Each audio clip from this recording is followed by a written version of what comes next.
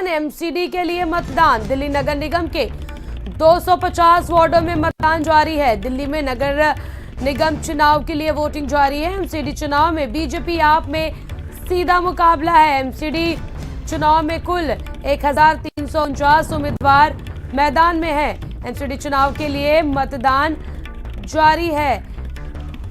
आप और बीजेपी में सीधा मुकाबला है। दिल्ली एमसीडी चुनाव में नगर निगम के 250 वार्डों में मतदान जारी है। दिल्ली में नगर निगम चुनाव के लिए वोटिंग जारी।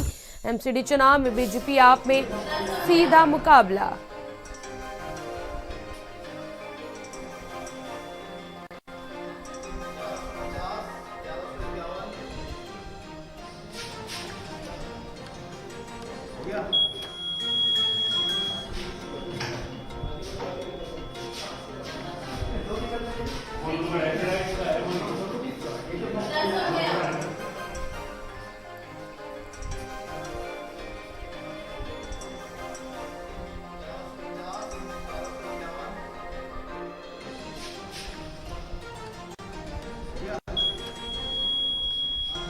नगर निगम में 250 वार्डों में दिल्ली में मतदान जारी है। संवाददाता स्वाति पाठक हमारे साथ दिल्ली से जुड़ चुकी हैं। स्वाति, एमसीडी चुनाव के लिए मतदान जारी है, किस प्रकार से मतदान संपन्न हो रहा है? चुनाव के लिए और शाम 5:30 बजे तक मतदान किया जा सकेगा। जो अलग अलग पार्टी के जो चेहरे हैं दिल्ली के, वो मतदान केंद्रों पर पहुंच रहे हैं, वहां पर मतदान किया जा रहा है। लेकिन दूसरी तरफ अगर हम बात करते हैं तो आरोप भी कई तरह के हैं। दिल्ली कांग्रेस की बात करते हैं तो आरोप लगाया गया कि प्रदेश अध्यक्ष का नाम ही वोटर लिस्ट में नहीं है। वो अपनी पत्नी के साथ पहुंचे हुए थे, लेकिन उनकी पत्नी का नाम था और अनिल चौधरी का नाम नहीं था, जिसकी वजह से वो वोट नहीं कर सके। इन सब के बीच दिल्ली के मुख्यमंत्री अरविंद केजरीवाल की बात करते हैं हम, तो उन्होंने ट्वीट करके भारतीय जनता पार्टी पर तंज कसा है और कहा है कि भ्रष्टाचार के खिलाफ जो है वो मतदान करे।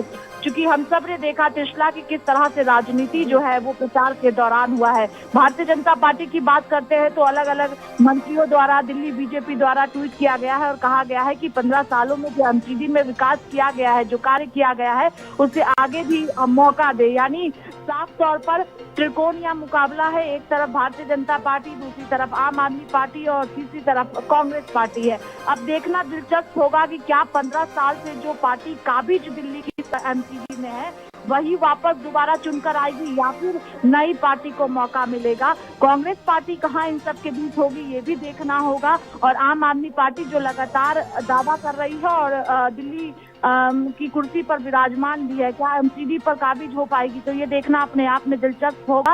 क्योंकि प्रचार जमकर किया गया है। अगर बीजेपी की बात करें तो तमाम दिग्गजों को बीजेपी ने एमसीडी चुनाव में उतारा था। आम आदमी पार्टी की बात करते हैं तो खुद दिल्ली के मुख्यमंत्री अरविंद केजरीवाल ने रोड शो किया था, डिप्टी सीएम ने किया था और तमाम नेताओं ने किया था। कांग्रेस पार्टी की तरफ से अंत में प्रचार खूब किया गया है। तो अब बिल्कुल स्वाति, देखिए जिस प्रकार से प्रचार प्रसार किया गया है और जिस तरह से जुबानी वार भी चले हैं, वो भी इस बार कुछ अलग ही था। जहां एक तरफ यमुना की सफाई को लेकर तो वहीं दूसरी तरफ दिल्ली में कूड़े के पहाड़ को लेकर काफी ज्यादा जो सियासत है वो गरमाई हुई है। स्वाति, इन मुद्दों का कितना असर इस एमसीडी चुनाव में मिलेगा? किस प्रकार से जनता के दिमाग में ये कूड़े का ढेर और गंदा यमुना उनके दिमाग में है? देखिए, अगर हम त्रिशला देखते हैं तो निगम चुनाव है, लेकिन आम मुद्दों पर ज्यादा चर्चा नहीं की गई। सीधे तौर पर जो है भ्रष्टाचार का मुद्दा भारतीय जनता पार्टी की तरफ से उठाया गया और तमाम जो दिग्गज उतरे उन्होंने यही कहा। यमुना की सफाई जो बार बार आम आदमी पार्टी की तरफ से दावा किया गया, बीजेपी ने उसे भी मुद्दा बनाया है।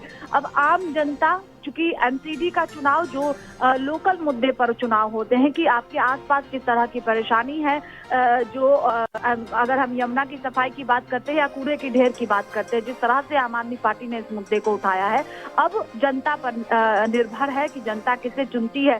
क्योंकि लंबे समय से एमसीडी में भारतीय जनता पार्टी काबिज है और पिछले 15 सालों से, यानी समझा जा सकता है कि 15 सालों में क्या काम हुआ है, जनता उस आधार पर भी वोट करेगी। बिल्कुल स्वाति, तमाम जानकारी के लिए आपका शुक्रिया।